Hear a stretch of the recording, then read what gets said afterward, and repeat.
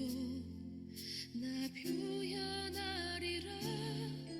다 고백 못해도 나 고백하리라. 다 없어도 샬롬. 나 지난 한 주간도 3월 한 달 동안도 평안하셨습니까? 어느덧 2022년도 1분기가 우리 곁을 흘러 지나갔습니다.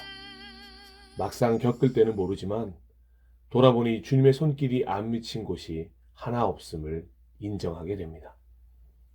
새롭게 열리게 된 4월도 남은 2022년의 모든 여정도 하나님과 동행하기를 간절히 소망해 봅니다. 오늘 4월의 첫 번째 주일 저희 살아나서 살리는 교회에 주시는 말씀은 빌립보서 1장 29절을 본문으로 하여 은혜 같지 않은 은혜를 만났을 때라는 제목의 말씀입니다. 어떤 말씀을 주실지 기대하면서 본문을 먼저 읽어보도록 하겠습니다. 그리스도를 위하여 너희에게 은혜를 주신 것은 다만 그를 믿을 뿐 아니라 또한 그를 위하여 고난도 받게 하려 하심이라. 아멘. 신앙인들이라면 누구나 은혜롭다라는 말을 자주 사용하시리라 생각합니다. 은혜롭다라는 말은 듣기에도 참 좋은 말이기도 합니다. 예배를 드린 후 예배당 밖으로 나오는 분들과 인사를 나눌 때 가장 많이 듣는 말 중에 하나도 오늘 예배 참 은혜로웠습니다 입니다. 물론 매번 은혜롭지 않을 수도 있기에 그냥 의례 인사의 한 방법으로 사용될 때가 있는 것 같습니다. 그럼에도 불구하고 은혜롭다라는 말은 참 듣기가 좋습니다. 교회가, 그리스도인들이, 우리의 삶이 모두 하나님의 은혜 가운데 있었으면 좋겠다는 생각을 하기 때문입니다. 그래서 시간을 내어 이 은혜롭다라는 말에 대해서 조금 더 깊게 생각해 보았습니다.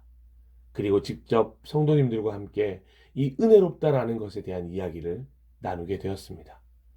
그런데 생각보다 많은 분들이 이 단어를 내 마음에 느껴지는 어떤 감정에 대해서 표현할 때 사용한다는 것을 알게 되었습니다. 소위 내가 느끼기에 좋다, 마음이 편안해진다, 무엇인가 전율을 느꼈다, 말씀을 깨달은 것 같다 등등의 각자가 느낀 감정들이 은혜롭다라는 말로 표현되는 것이었습니다. 그런데 정확히 말해 은혜롭다는 것은 내 마음에 느껴지는 어떤 감정보다는 바로 하나님의 임재를 의미합니다. 더 정확히 말하면 은혜롭다라는 말보다 은혜입니다라는 말이 더 성경적이라고 볼 수 있습니다. 은혜라는 것은 전적으로 우리의 감정을 표현하는 것이 아니라 하나님에 대한 표현이기 때문입니다. 하나님이 임재하심으로 말미암아 도무지 은혜를 입을 만한 조건이 없는 우리를 통하여 우리의 삶 속에서 하나님의 뜻과 나라가 이루어지는 것을 경험하게 되었을 때 우리는 하나님의 은혜를 경험할 수 있게 되는 것입니다. 그때 우리의 입술로 자연스럽게 표현되어지는 말이 바로 은혜입니다 라는 단어일 것입니다. 그래서 바울처럼 모든 것이 하나님의 은혜라고 표현하게 되는 것입니다. 고린도전서 15장 10절 말씀입니다. 그러나 나는 하나님의 은혜로 오늘의 내가 되었습니다. 나에게 베풀어 주신 하나님의 은혜는 헛되지 않았습니다. 나는 사도들 가운데 어느 누구보다도 더 열심히 일하였습니다. 그러나 이렇게 한 것은 내가 아니라 나와 함께 하신 하나님의 은혜입니다. 아멘. 분명히 하나님의 임재가 있는 곳에 은혜가 있습니다. 그래서 분명하게 오해하지 말아야 할 것은 내가 생각하는 은혜, 내가 원하는 방법대로의 은혜와 혼동하지 말아야 한다는 것입니다. 오히려 은혜라고 부르지 않고 우리 입장에서는 감사로 표현되어지는 것이 더 맞을 것입니다. 하나님이 주신 은혜에 내가 감사로 반응하는 것입니다. 은혜가 하나님으로부터 주어지는 것임을 알게 될 때, 비로소 내가 느끼기에는 좋지 않아도, 마음이 편안해지지 않아도, 무엇인가 전율이 느껴지지 않고, 말씀을 제대로 깨닫지 못해도 모든 것이 하나님의 은혜임을 발견하게 되는 것입니다. 도무지 은혜 같아 보이지 않은 은혜도 은혜라고 생각할 수 있게 되는 것입니다. 혹시 여러분은 이런 은혜에 대해서 어떻게 생각하십니까? 바로 처녀인 마리아가 잉태하게 된 일입니다. 누가복음 1장 30절에서 31절 말씀입니다. 천사가 마리아에게 말하였다. 두려워하지 말아라 마리아야. 그대는 하나님의 은혜를 입었다. 보아라 그대가 잉태하여 아들을 낳을 터이니 그의 이름을 예수라고 하여라. 아멘. 만약 여러분의 딸이, 여러분의 약혼녀가 이런 일을 경험하게 되었어도 은혜라고 표현할 수 있겠습니까? 대부분의 사람들은 이런 일을 은혜로 받아들일 수가 없을 것입니다. 어떻게 처녀가 아들을 낳을 수 있냐고 반문하지 않겠습니까? 나와 연관된 사람들에게 이런 일이 일어난다면 이해가 가지 않아서 어쩌면 저는 크게 화가 날지도 모르겠습니다. 도무지 은혜 같지 않은 은혜입니다. 아니, 오히려 잘못된 일이라고 손가락질 받을지도 모릅니다. 그러니 어떻게 마리아에게 일어난 일들을 그저 은혜라고 말할 수 있겠습니까? 우리가 마리아와 동시에 살았던 사람이라면 우린 그 누구도 요셉처럼 가만히 끊고자 하지 않았을 수도 있습니다. 아마도 레위기에 나오는 어떤 말씀이든 꺼내서 심판했을지도 모릅니다. 그래서 우리가 생각하는 은혜와 하나님이 주시는 은혜에는 큰 차이가 있다는 것이고, 때론 우리가 다 이해할 수 없는 상황이 하나님의 입장에서는 은혜일 수 있다는 것입니다. 여러분들은 또 이런 은혜에 대해서는 어떻게 생각하십니까? 도무지 은혜 같지 않지만 하나님의 은혜가 징계와 채찍질로도 나타날 수 있습니다. 히브리서 12장 6절 말씀입니다. 주님께서는 사랑하시는 사람을 징계하시고 받아들이시는 아들마다 채찍질 하신다. 아멘. 사랑하시는 사람을 징계하시고 아들로 받아들이신 사람을 채찍질 하신다니 어떻게 이 성경 구절이 은혜로 다가올 수 있겠습니까? 그래서 많은 분들이 이 구절을 인용하지 않는 줄도 모르겠습니다. 기왕이면 축복이 좋지 이런 구절을 은혜라고 생각하기는 어려운 것입니다. 혹시 어쩌면 부모가 되었을 때나 이해할 수 있을 만한 구절 아니겠습니까? 그래도 그렇지 어떻게 징계와 채찍질이 사랑과 은혜의 행동이 될 수 있을까요? 우리가 생각하는 하나님의 은혜는 위로와 안아줌과 따뜻함이 아니었던가요? 어떻게 징계와 채찍질을 통해 사랑과 용납이라는 하나님의 은혜를 발견할 수 있다는 것입니까? 그런데 하나님은 우리의 이런저런 생각들과 다르게 이 징계와 채찍질을 은혜라고 말씀하시는 것입니다. 무릇 징계는 어떤 것이든지 그 당시에는 즐거움이 아니라 괴로움으로 여겨지지만 나중에는 이것으로 훈련받은 사람들에게 정의의 평화로운 열매를 맺게 합니다. 아멘. 이 히브리서 12장 11절 구절을 통하여 징계와 채찍질이라는 은혜가 우리를 영적 망나니로 내버려 두지 않으시려고 하는 하나님의 관심과 사랑 가득한 은혜의 손길이라는 것을 속히 깨닫는 날이 오기를 소망해 봅니다. 그렇다면 하나님의 은혜가 내쫓으시고 쏟아버리고 둘러엎으시는 것이라면 여러분은 어떻게 생각하십니까? 점입가경이라고 생각되십니까? 본인이 생각하고 있는 은혜와 점점 거리가 멀어지고 있습니까? 그런데 여기 그런 은혜가 있습니다. 요한복음 2장 14절에서 15절 말씀입니다. 그는 성전뜰에서 소와 양과 비둘기를 파는 사람들과 돈 바꾸어 주는 사람들이 앉아 있는 것을 보시고 노끈으로 채찍을 만들어 양과 소와 함께 그들을 모두 성전에서 내쫓으시고 돈 바꾸어 주는 사람들의 돈을 쏟아버리시고 상을 둘러 엎으셨다.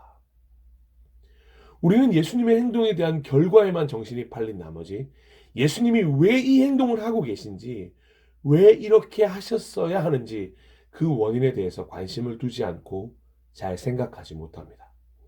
사실 예수님의 이 행동은 당시의 바리새인들이나 유대인들 그리고 제자들이 먼저 이미 해야만 했던 행동이었습니다. 성전에서 당장이라도 내쫓고 쏟아버리고 둘러 엎었어야 했습니다. 하지만 아무도 그렇게 하지 않았고 오히려 성전 뜰에서의 거래가 너무도 자연스러운 일상이 되어버린 상황이었습니다. 그래서 예수님을 통하여 성전이 성전되는 은혜가 임한 것입니다. 우리는 예수님의 이 행동, 의분을 보면서 놀랄 것이 아니라 이런 행동을 해 주심에 감사해야 하는 것입니다. 하나님은 우리의 정결을 위하여 우리를 영적 수술대에 누이는 것을 주저치 않으시는 분이기 때문입니다. 더 늦기 전에, 온몸에 병이 퍼지기 전에, 손 쓸 수 없을 때가 오기 전에 이렇게 해주신 것은 실로 은혜입니다. 그들에게 말씀하셨다. 성경에 기록한 바 내 집은 기도하는 집이라고 불릴 것이다 하였다. 그런데 너희는 그것을 강도들의 소굴로 만들어 버렸다. 아멘. 그렇게 내쫓으시고 쏟아버리시고 둘러엎으시고 나니 진짜 성전이 되는 은혜가 임하게 되었습니다. 이어지는 마태복음 21장 14절입니다. 성전뜰에서 눈먼 사람들과 다리를 저는 사람들이 예수께 다가왔다. 예수께서는 그들을 고쳐주셨다. 아멘. 이 은혜 같지 않은 은혜가 진짜 은혜입니다. 실로 우리의 생각과는 너무도 다른 은혜입니다. 여러분은 이런 은혜에 어떻게 반응하시겠습니까? 아멘입니까? 노멘입니까? 또한 때론 은혜가 정말로 이해할 수 없는 단어인 시험으로 우리에게 찾아올 때가 있습니다. 물론 여기서 시험은 템테이션, 넘어뜨리기 위한 유혹이 아니라 올바르게 서기 위한 검증 테스트입니다. 그럼에도 불구하고 단어 자체에서 거부감이 드는 단어가 시험입니다. 어떻게 이 시험을 통해 하나님의 은혜를 발견할 수 있는지, 아무리 올바르게 서기 위한 검증으로서의 시험일지라도 시험은 시험일 뿐이라고 말하고 싶어집니다. 그런데 하나님은 이런 시험도 우리를 위해 허락하시는 은혜라고 말씀하십니다. 그래서 기뻐하라고 말씀하십니다. 야고보서 1장 2절 말씀입니다. 나의 형제자매 여러분, 여러 가지 시험에 빠질 때에 그것을 더할 나위 없는 기쁨으로 생각하십시오. 아멘. 짜증을 내는 것이 당연한 상황임에도 불구하고 왜 더할 나위 없는 기쁨으로 이 시험을 받아들여야 할까요? 그 답이 바로 왜 시험이 은혜인지를 말해주고 있습니다. 하나님은 이 시험을 통하여 하나님이 주시는 복이야말로 진짜 복이라는 것을 아는 은혜를 허락하시는 것입니다. 그리고 우리의 믿음이 참되다는 것이 입증되는 것입니다. 시험을 견뎌내는 사람은 복이 있습니다. 그 사람은 그의 참됨이 입증되어서 생명의 면류관을 받을 것이기 때문입니다. 그것은 하나님을 사랑하는 사람들에게 약속된 것입니다. 아멘. 결국 하나님이 주시는 것을 제대로 이해하고 아멘으로 받아들이는 은혜를 우리에게 주시는 것입니다. 하나님이 우리에게 주신 생명은 거저 주신 것이 아닙니다. 바로 독생자 아들을 희생시키신 하나님의 사랑으로 얻은 생명입니다. 아무 감흥 없이 깨닫게 되는 것이 아니라 우리를 향하신 그 사랑이 얼마나 크고 놀라운 사랑이었는지를 깨닫게 될 때 진짜 은혜를 발견하게 되는 것입니다. 로마서 3장 24절입니다. 그러나 사람은 그리스도 예수 안에서 얻는 구원으로 말미암아 하나님의 은혜로 값없이 의롭다는 선고를 받습니다. 아멘. 할렐루야. 사랑하고 존경하고 축복하는 예배자 여러분, 부디 하나님의 은혜에 대해서 혼동하여 사용하거나 오해하지 말았으면 좋겠습니다. 특히 은혜의 범주에 대하여 오해하지 말아야 할 것입니다. 내 방식대로의 은혜, 내가 생각하는 방향으로 흐르는 은혜만을 은혜라고 생각하면서 진짜 하나님이 주시는 은혜에 대해 혼동하며 착각하지 말아야 합니다. 하나님의 은혜는 징계와 채찍질의 순간도 있음을 기억하셔야 합니다. 때론 내 맘속의 정결을 위해 전쟁을 일으키기도 하십니다. 복잡 다양한 것들로 산적해 있는 내 맘속에 오셔서 너무너무 아프더라도 내쫓으시고 쏟아버리시고 둘러엎으실 것입니다. 그리고 온전히 은혜를 은혜로 알기 위한 인내의 시간이, 시험의 순간이 찾아올 것입니다. 이런 은혜 같아 보이지 않는 모든 순간들을 은혜라고 생각할 수 있겠습니까? 부디 내가 생각하는 은혜가 아닌 하나님의 입장에서 은혜에 대해 잘 기억하시길 소망합니다. 비록 내가 생각하는 은혜가 아니라고 할지라도 하나님의 은혜가 헛되지 않도록 은혜가 은혜임을 깨닫는 우리 모두가 되어야 합니다. 믿음의 눈을 들어 주님을 바라볼 때 가능합니다. 나를 보면 자꾸 은혜가 아니라 고난이고 어려움일 수밖에 없습니다. 은혜 주시는 하나님을 바라볼 때 하나님의 은혜가 고스란히 은혜로 임하는 경험을 하게 되실 것입니다. 결국 그렇게 은혜 같아 보이지 않는 가운데에서도 하나님의 은혜로 깨달은 사람은 나의 약점을 발견하게 되고 약점을 자랑하는 데까지 나아가게 될 것입니다. 바로 그 약점이 능력이 된다는 사실을 깨달았기 때문입니다. 이것은 단순히 바울의 고백만이 아니라 우리 모두의 고백이 되어야 할 것입니다. 그러나 주님께서는 내게 이렇게 말씀하셨습니다. 내 은혜가 내게 족하다. 내 능력은 약한 데서 완전하게 된다. 그러므로 그리스도의 능력이 내게 머무르게 하기 위하여 나는 더욱더 기쁜 마음으로 내 약점들을 자랑하려고 합니다. 아멘. 결론적으로 이 은혜를 주신 것으로 말미암아 내 삶이 평안해지고 내 삶이 든든히 서가는 것을 뛰어넘어 나 자신만을 위한, 우리들을 위한 은혜만이 아니라 하나님을 위하여 주신 은혜라는 것도 깨닫는 날이 오기를 간절히 소망해 봅니다. 오늘 본문이었던 빌립보서 1장 29절을 마지막으로 다시 한번 읽어보겠습니다. 그리스도를 위하여 너희에게 은혜를 주신 것은 다만 그를 믿을 뿐 아니라 또한 그를 위하여 고난도 받게 하려 하심이라. 아멘. 진짜 은혜가 무엇인지 깨달은 사람은 마땅히 고난처럼 보이는 주님의 길을 걷게 되어 있습니다. 고난이라고 쓰고 은혜라고 읽게 되는 것입니다. 주님이 가신 그 길을 따라 걷는 것이 하나님의 은혜에 보답하는 길이라는 것을, 은혜의 삶이라는 것을 깨달았기 때문입니다. 그래서 진심으로 은혜입니다라고 고백하는 사람은 반드시 삶으로 그 은혜를 드러내며 살게 되어 있습니다. 은혜 같지 않은 은혜도 은혜임을 알게 된 이들입니다. 마지막으로 오늘은 특별히 하나님의 은혜 앞에 서서 이렇게 기도드리고 싶습니다. 함께 잠시 같이 기도하지 않으시겠습니까? 하나님, 제가 생각하는 은혜가 아니라고 할지라도 시험도, 징계도, 채찍질도, 고난과 어려움도, 제 안에 일으키시는 모든 전쟁들도 모두가 은혜라는 것을 깨닫기 원합니다. 그래서 제가 원하고 생각하고 바라는 그리스도인이 아니라 하나님이 원하시는, 하나님이 쓰시는, 하나님이 축복하시는 하나님의 자녀가 되게 하여 주시옵소서. 아멘. 다 알 수 없어도 나 알아가리라. 다 닮지 못해도 나 닮아가리라. 할렐루야.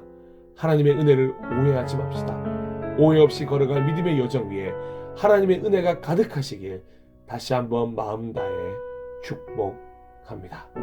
각자 자기의 자리에서 계속해서 기도하도록 하겠습니다.